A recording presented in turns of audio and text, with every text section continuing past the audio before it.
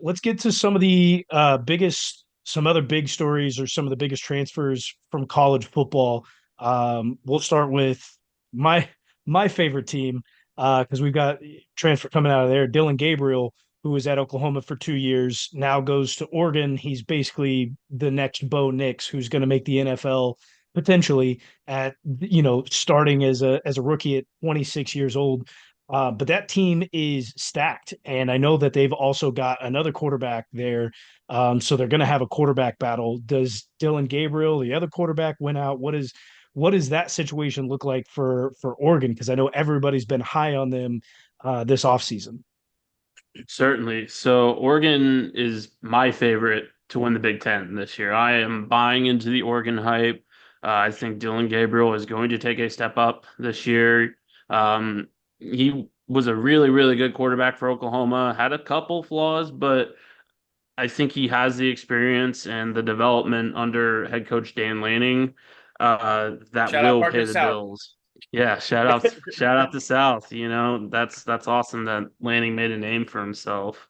Um, but Which I never would it have thought of being yelled at by him in practice. I didn't like right. this guy's not going to be at the head coach position at like the best college football team on the West Coast. Like Seriously, it's crazy that he's made it this far. Um, Shout out to him. But yeah, I think Oregon is the favorite to win the Big Ten this year for sure. And I think the hype is very real because you saw what Oregon could do last year with, I think, a quarterback. Yeah, Bo Nix is good, but I mean, I don't know. Just the fact that he wasn't able to win at Auburn, and Auburn didn't really do him any favors, but you're seeing what Gus Malzahn has done with UCF, and you have to wonder, was that a coaching problem at Auburn? Was that a recruiting program at Auburn? Excuse me, recruiting problem at Auburn. But overall, I think he's got the tools to be successful at Oregon, and I think Oregon is definitely the favorite to win the Big Ten this year. I don't see USC doing it. I think Ohio State has the next best chance. But when you're taking up K-State's throwaways as your starting quarterback, you know, it's it's it's the Yeah, trenches. I was going to ask about that because obviously being an Oklahoma fan and their last season of the Big 12, I got to watch Will Howard at Kansas State, and Ohio State is not only getting him, but they're getting Mississippi running back Quinshon Judkins.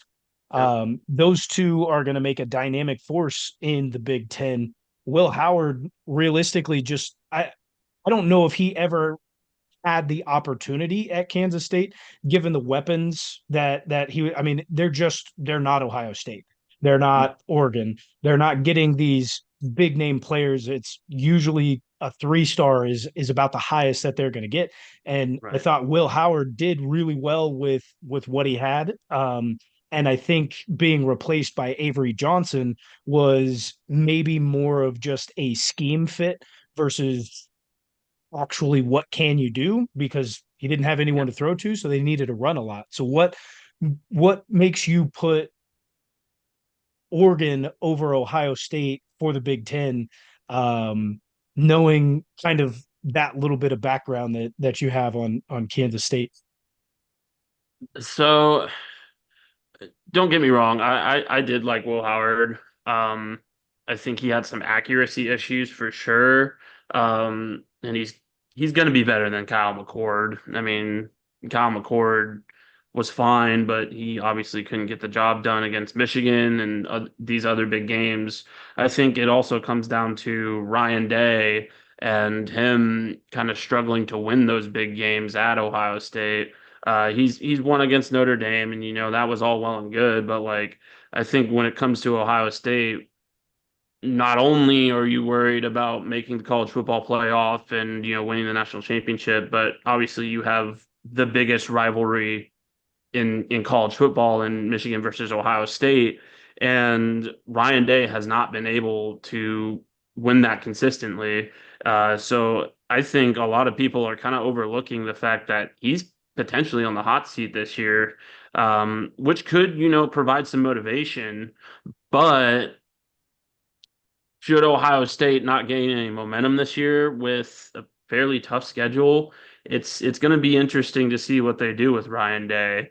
I think with Oregon, you've got a more consistent coach. You've got a coach that, yes, lost in the Pac-12 championship last year.